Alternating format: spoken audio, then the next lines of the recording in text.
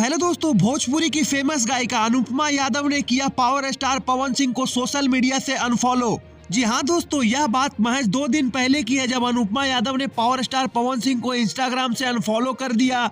दोनों ही गायक के बीच में आजकल रिश्ते अच्छे नहीं चल रहे हैं। हालांकि इन दोनों की जोड़ी ने फैंस को इतने सुपरहिट गाने दिए हैं जिसका कोई मोल नहीं है। और रही बात अनुपमा यादव की, तो स्टेज शो से अनुपमा यादव पवन सिंह की तारीफ करते नहीं थकती थी।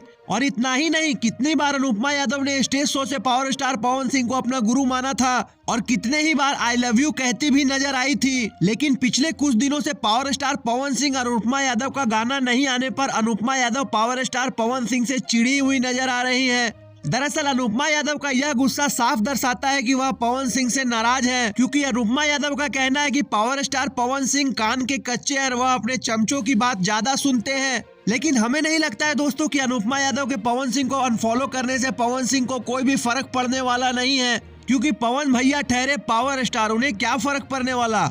तो फ्रेंड्स, अनुपमा की इस हरकत पर आपका क्या राय है? कमेंट बॉक्स में अपनी राय जरूर दें और ऐसे ही रीन तरीन बेहतरीन खबरों के लिए हमारा चैनल भोजपुरिया भास्कर को सब्सक्राइब करें दोस्तों। धन्यवाद।